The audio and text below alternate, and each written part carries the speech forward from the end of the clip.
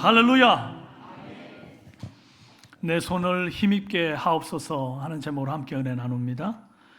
마음이라는 것은 참 신비합니다. UFC 격투기 선수들 같이 우락부락하고 막 근육이 많고 웬만큼에서는 막 끄떡도 안 할 것 같은 상 같은 남자들 이렇게 싸울 때 보면 그렇게 맞아도 안 울어요. 그런데 그 근육맨들도 마음이 상하면, 이렇게 마음이 다치면, 누가 건들지 않았는데도 눈물을 흘립니다. 누군가를 지극히 짝사랑하는 사람은 그냥 겉으로 보기에는 아무 문제가 없는데 그냥 몸져 들어 눕는 경우들이 있죠. 이런 병을 상사병이라 그러고 심화병이라고도 해요. 마음에 불이 붙은 병이다. 그래서 육체의 병은 약이라도 있지만 마음의 병은 약도 없다, 이런 말도 있잖아요. 마음은 없는 것을 지어낼 수 있는 창조의 능력이 있습니다. 없는 사실을 지어서 판타지 소설 같은 것도 쓸 수 있고, 또 없는 거짓을 지어서 위조를 해낼 수도 있습니다. 마음으로는 못 만들어낼 것이 없고 또 못 지어낼 게 없어요. 그런데 중요한 것은 마음이 못 만들어내는 것이 없고 못 지어내는 것이 없다라고 하는 그 포인트가 아니고, 마음으로 무엇을 지어낼 건가 하는 것, 이것이 제일 중요하다 이 말이에요.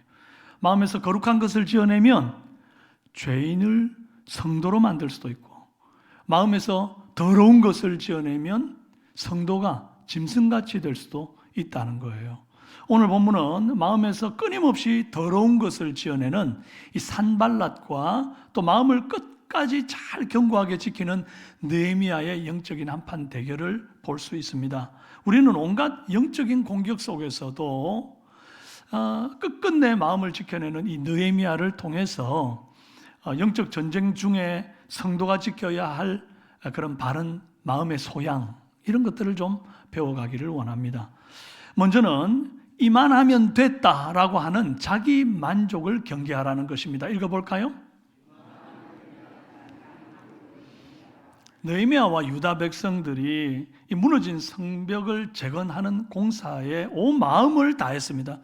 대적들이 자꾸 공격을 하겠다는 그런 어떤 소문도 들리고, 그러기 때문에 또 파수꾼을 둬가지고 주야로 파수하면서 또 한 손으로는 열심히 또 공사를 하는 그 수고를 감당했습니다. 12개의 문을 기준으로 42개의 구역으로 나눠가지고 동시다발적으로 공사를 진행했고, 이것들이 계속 이제 잘 이루어져서 이제 모든 벽들이 서로 연결이 되고 틈새가 메워지게 되었습니다.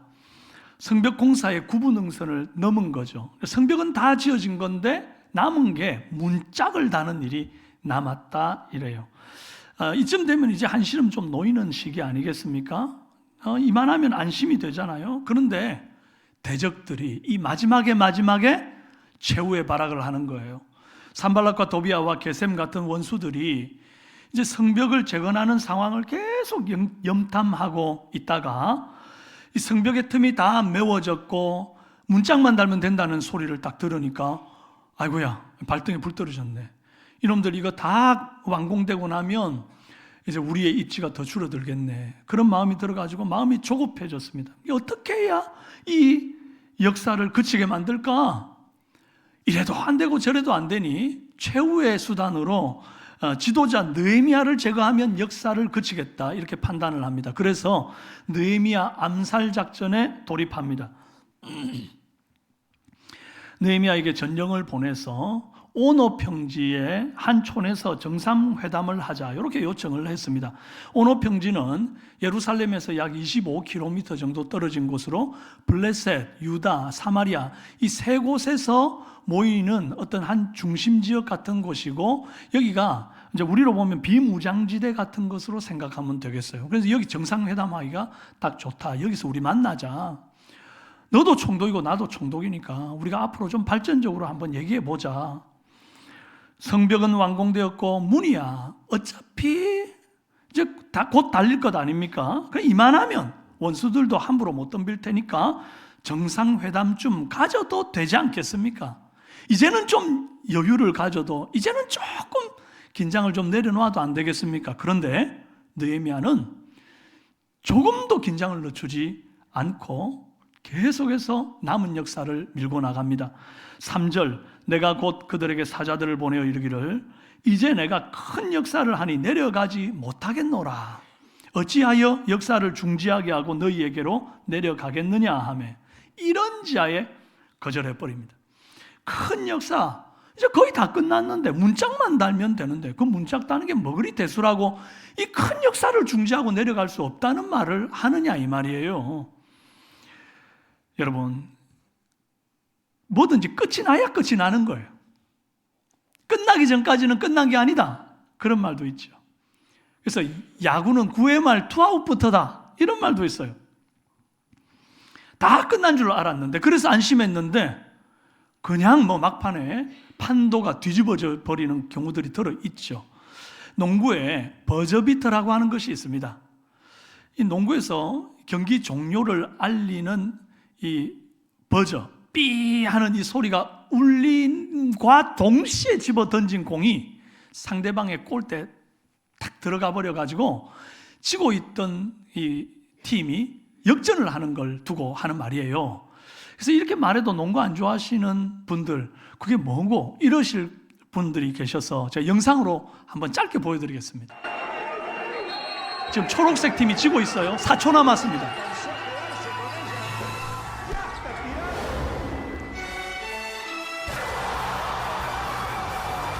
보셨습니까? 예. 지금 이게 굉장히 이슈가 되어 있는 영상인데 경기 4초를 남겨놓고 흰 옷을 입은 팀이 이기고 있었어요.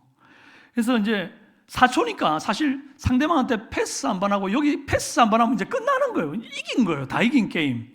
그래서 안심을 하고는 그럼 무슨 마음이 들었는지 아까 그 공 들고 있는 사람이 골대를 향해서 이걸 집어 던졌잖아요. 충분히 그래도 되겠다 생각을 한 거죠. 그랬는데 그 초록색 옷 입은 상대방 팀이 혼신의 힘을 다해서 그 골대 밑에서 공을 주워가지고는 1초 남겨놓고 던진 거예요. 그리고 날아가는 동안 삐 하고 벌써 울렸고 공이 들어간 거예요. 그래서 71대 73이 뒤집어져 가지고 74대 73으로 해서 대역전이 일어난 겁니다. 다 이겼다는 안도감, 이만하면 됐다는 어떤 자만, 이게 결국 쓰디쓴 패배로 연결되는 일들이 세상에는 많이 일어난다는 거예요. 예수님 공생이 시작하실 때 광야에서 40일 금식하셔서 줄이셨을 때였습니다.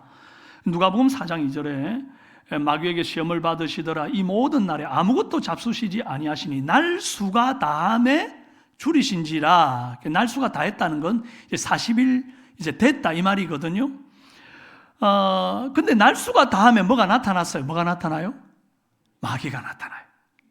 근데 왜 40일 금식 기도를 시작할 때 그때 안 나타나고 또 한참 중간에 하고 있을 배고픈 한 보름 때 요때 안 나타나고 40일째 날수가 다 했는데 이제 나타나느냐? 그러고는 이 돌들을 명해서 떡덩이 되게 하고 너 좀 이제 먹고 배불러져라, 좀 편안해져라, 이런 얘기를 하느냐 이 말이에요. 마귀는 처음부터 금식을 방해하지 않습니다. 금식해라, 좋다. 신앙생활 해라, 좋다. 그런데 이만하면 됐다. 오늘 40일째다. 내일이면 밥 먹을 거 아니냐. 그럼 뭐 40일 한 거지. 이만하면 됐다. 원래 금식을 완료하려고 그러면 40일 금식이니까 40일을 온전하게 하고 41일째 뭘 먹어야 되는 거잖아요. 그런데 날수가 다한 40일째 와가지고는 유혹하는 거예요. 이만하면 됐다. 아무도 너를 탓할 자 없다. 너는 충분히 할 만큼 했다. 그런데 예수님 깨어 계시니, 영적으로 깨어 계시니 비록 배는 고파도 끝까지 마귀에게 넘어가지 않고 그를 말씀으로 물리쳐 내시는 것입니다. 여러분, 깨어 있다는 건 그런 거예요. 마지막까지 틈을 주지 않는 거예요. 느헤미야 역시 산발락과 도비아와 게셈의 계략을 파악하고 끝까지 긴장을 놓지 않습니다. 그들은 한두 번도 아니고 4번씩이나 이 오노 평지에서 정상회담하자 그러면서 계속 같은 말을 반복하면서 유혹을 합니다. 뭐 하려고? 한 번만 걸리면 느헤미야 그때 죽여버리려고. 그러니까 한 번의 타협이 곧 죽음으로 연결되더라는 거예요. 마귀는 늘 이런 식으로 우리에게 도전합니다. 너 할 만큼 했다. 너 그동안 고생했잖아. 너 맡은 일 그만큼 했으면 됐지. 이제는 좀 쉬어야지. 이제 좀 즐길 때 됐잖아. 누릴 때 됐잖아. 이럴 때 우리는 느헤미야처럼 자기 만족 대신에 자기 성찰을 해야 합니다. 이미 된 것을 보고 만족하기보다 아직 달지 않은 문짝에 대한 책임감, 그런 마음들이 있어야 한다고요. 도중에 하차하지 말고 끝까지 완수하는 저와 여러분 되기를 바랍니다. 지금 이제 12월 달입니다. 올 한 해가 거의 끝난 것 같지만 아직 문짝 못 따른 거예요. 이 12월 달까지 깔끔하게 완료를 하고 성구영신 예배를 딱 드리면서 다음 해로 넘어가야 문짝까지 딱 달고 완공한 게 되는 거거든요. 근데 흐지부지하게 이제 할 만큼 했잖아. 그러고 맥 놓고 있어서는 안 되겠다. 잘 마무리하는 저와 여러분 되기를 바랍니다. 좁게 보면 이 12월 한 달 정리하고 2025년을 잘 마무리하는 거지만 길게 바라보면 저와 여러분, 우리 주님 다시 오실 때까지 이 믿음의 레이스를 달려가야 되는 거거든요. 뭐 올해 신앙생활하고 마칠 거 아니잖아요. 주님 오시는 날까지 이 경주를 달려간다고 한다면 그때까지 날마다 자만하지 말고 이만하면 됐다는 생각 버리고 계속해서 내가 아직 하지 못한 일이 무엇인가를 돌아볼 수 있는 저와 여러분 되기를 바랍니다. 다음으로 두려움을 조장하는 뜬 소문에 흔들리지 마라 하는 것입니다. 읽어볼까요?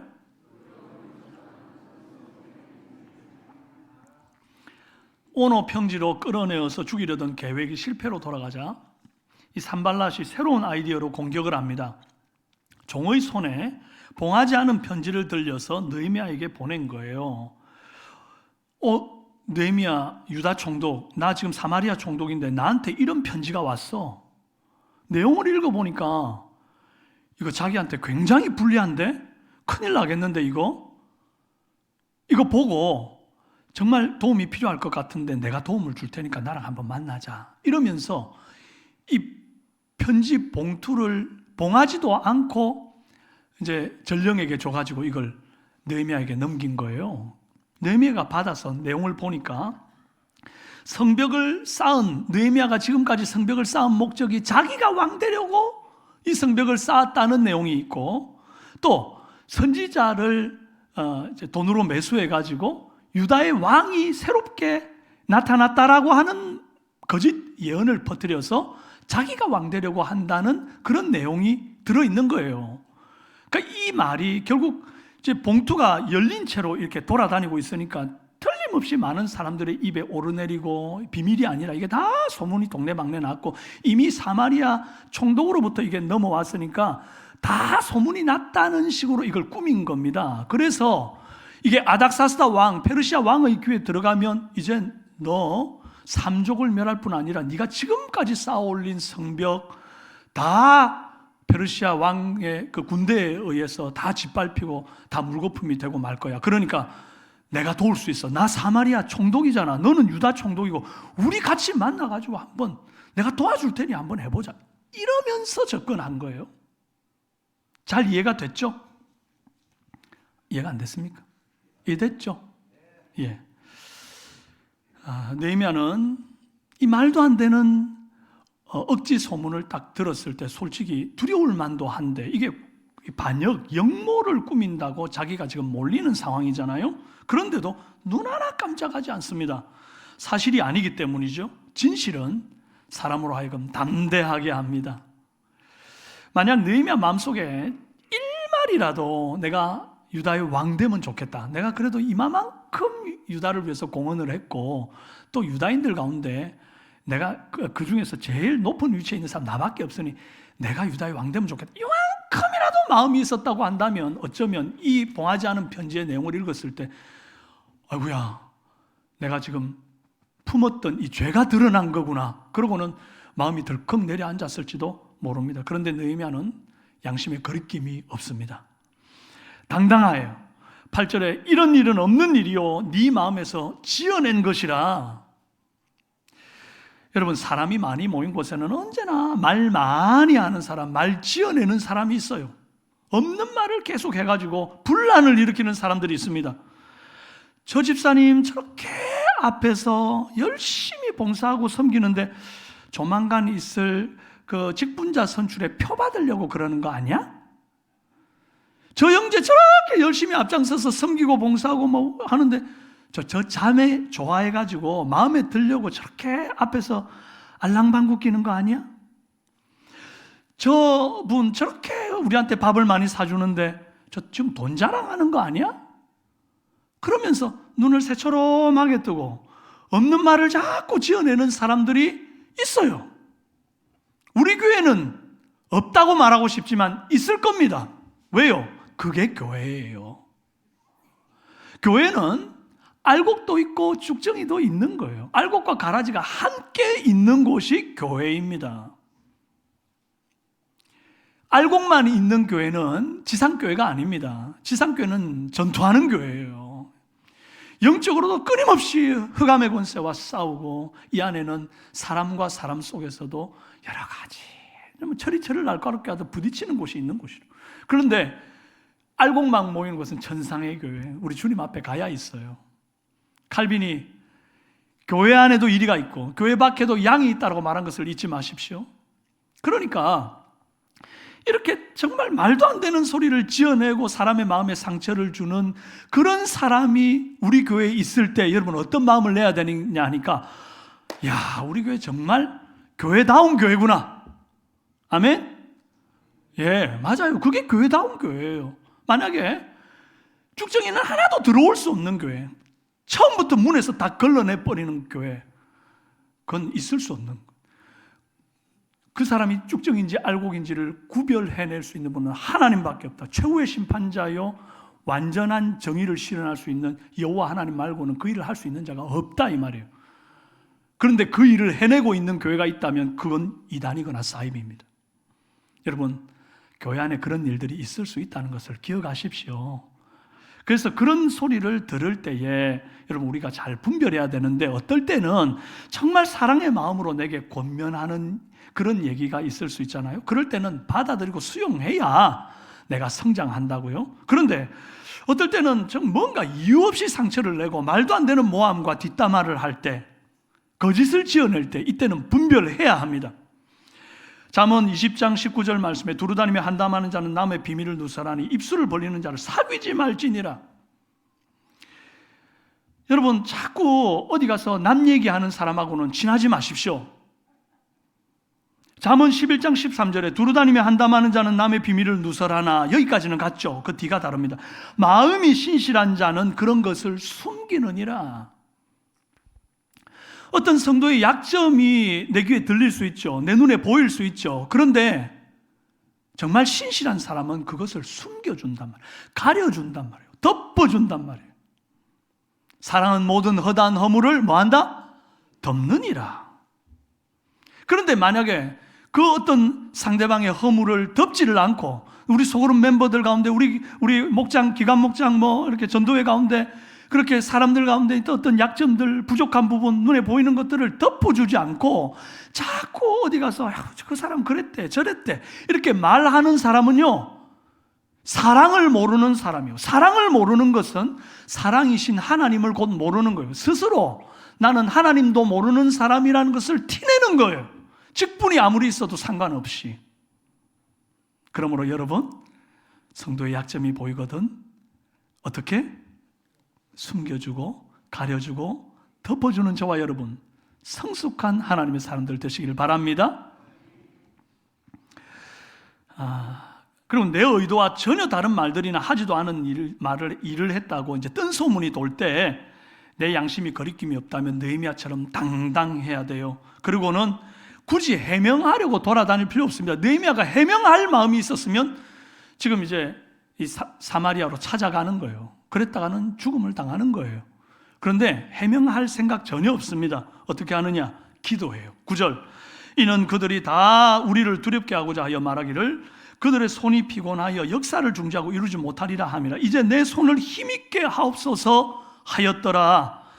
이 산발랏의 모함과 위협의 목적은 뭔가 하니까 자꾸 느헤미야를 쪼아대가지고 느헤미야가 막 괴롭고 지겨워서 그냥 힘이 딱 빠지도록 만드는 것, 이게 이제 그들의 목적이에요. 느헤미야도 인간인데 열심히 좋은 일 하고도 자꾸 애멘 소리 들으면 속상하죠. 힘 빠지죠. 아이고, 내가 말라고 이렇게 사서 고생을 하나? 내가 아닥사스다 왕의 술관원으로 있을 때 그냥 그대로만 잘 있었어도 얼마든지 내가 높은 지위에서 떵떵거리며 잘 살고 인정받고 존경받을 수 있는데 뭐 때문에 내가 이 유다 땅까지 와가지고 이렇게 고생하고도 욕을 얻어먹나? 이렇게 사람들한테 모함을 당하고 반역자로 막 누명을 쓰고 내가 왜 이래야 되나? 아유, 이제 좀 그만해야 되겠다. 그렇게 힘 빠지게 만들려고 그만할란다. 그렇게 하면 누가 제일 좋아해요? 마귀가 제일 좋아해요. 마귀의 종인 산발랏이 제일 좋아해요. 그러므로 내가 열심히 주의 일을 하고 있는데 누가 자꾸 김새는 소리를 해요. 그러면 그때 어떻게 해야 됩니까? 아이고, 내가 이렇게 열심히 하고도 이런 소리를 들어야 되나? 밥 사주고도 내가 요거 더 먹어야 되나? 이제 안 해야 되겠다. 이제 그냥 막 나도 그냥 예배만 딱 드리고 집에 갈란다. 아니면 아유, 이 교회는 진전이 나서 못 다른 교회 가야 되겠다. 이래서 되겠습니까? 그거 누가 제일 좋아한다고요? 마귀가 좋아한다고요. 그래서 마귀는 자꾸 없는 말을 지어내는 걸 좋아해요. 교회 안에서 자꾸 이 말 저 말 있지도 않은 얘기로 나의 마음의 속에 상처를 만들어내는 일을 하는 거예요. 그런다고 죽지 않아요. 고작 그 말 들었다고 죽나요? 그런데 사역에 힘이 빠집니다. 이 손에 힘이 빠지는 거예요. 그래서 뭐 해야 됩니까? 기도해야 됩니까? 뭐라고요? 주여, 이제 내 손을 힘있게 하옵소서. 자, 우리 함께 한번 해볼까요? 주먹 불끈 쥐고 주여, 이제 내 손을 힘있게 하옵소서. 시작. 주여, 이제 내 손을 힘있게 하옵소서. 한 번 더. 주여, 이제 내 손을 힘있게 하옵소서. 할렐루야. 감히 흑암의 권세, 악한 원수 마귀가 우리 성도님들을 흔들 수 없도록 여러분 기도합시다. 주여, 이제 내 손을 힘있게 하옵소서. 그래서 우리 삼성교회에 맡기신 주님의 귀한 사역, 사명을 잘 완수하는 은혜 있길 바라요. 끝으로 나를 위하는 것 같은데 성경적이지 않은 일을 분별해야 합니다. 읽어봅시다.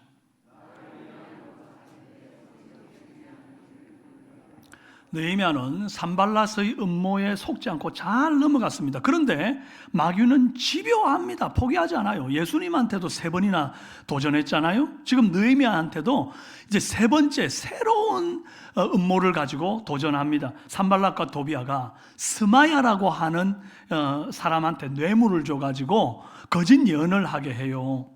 이 스마야라고 하는 사람은 꽤나 유다 사회에서 영향력이 있었던 사람이에요. 그리고 최소한 이 제사장 가문의 사람이기도 하고 또 느헤미야와 어떤 깊은 친분이 있는 사람 같아요. 그래서 이 스마야가 두문불출하니까 유다 총독인 느헤미야가 직접 스마야를 찾아가서 요즘 왜 안 보입니까? 라고 안부를 물을 정도입니다. 그런데 안부를 물었더니 스마야가 하는 말이 대적들이 너를 죽이러 밤에 올 테니까 우리가 여호와의 성전에 들어가서 외소에 숨자. 저들이 반드시 밤에 와서 너를 죽이리라. 이렇게 말하는 겁니다. 마치 하나님께서 그에게 예언을 주셔가지고 주신 말씀을 전달하는 것처럼, 그래서 굉장히 느헤미야를 위하는 것처럼 이렇게 말을 했어요. 오늘 밤 너 죽이러 자객이 오니까 하나님의 성전 외소 안에 머물고 문 닫고 숨어있자. 그래야 산다. 나를 돕는 것 같아요. 느헤미야와 가장 가까운 인물, 비중 있는 인물이 이렇게 느헤미야를 생각하고 위하고 그러면서 이제 말을 하니까 이 내용이 얼마나 설득력이 있겠습니까? 그런데 그 내용을 잘 보면 비성경적인 거예요. 나를 위하기는 하는데 그 내용이 성경적이지가 않은 거예요. 우리가 하나님의 전으로 가서 외소 안에 머물자. 이 외소가 뭔고 하니까 헤칼이라고 하는 단어인데 이게 성전 현관과 지성소 사이에 있는 성소를 두고 하는 말입니다. 성소는 누구만 들어갈 수 있어요? 제사장만, 하나님께 구별된 성별된 제사장만 들어갈 수 있어요. 제사장일지라도 범죄한 상태에서 들어가면 죽임을 당할 텐데 일반인이 감히 어떻게 성소 안에 들어가요? 그랬다가는 하나님이 안 죽이시더라도 총독이 하나님의 법을 어겼으니 백성의 지도자로서 실격이 되는 것이죠. 아무리 가까운 사람, 내가 신뢰하는 사람이 나를 위한다 할지라도 여러분, 그 말이 하나님의 말씀을 어기는 일이면 절대로 해서는 안 되는 것입니다. 그 사람과 깊이 교제하고 신뢰하고 나누면 안 되는 거예요. 여러분, 선지자가 아니라 선지자 할아버지가 와도 조심해야 합니다. 내가 너 위해서 하는 말인데 너 요즘 보니까 너무 피곤해 보여. 막 다크서클도 내려오고 뭐 예배 드리는 것도 좋고 신앙생활 하는 것도 좋지만 가정도 있고 직장도 돌보고 신앙생활도 하는데 네 몸이 이렇게 축난다면 그렇다고 너 가정 버릴 거야? 직장 버릴 거야? 먹고 살아야지. 신앙생활은 그 다음이니까 몸 회복하고 좀 더 좋아지고 나면 그때 해. 이거 성경적이에요?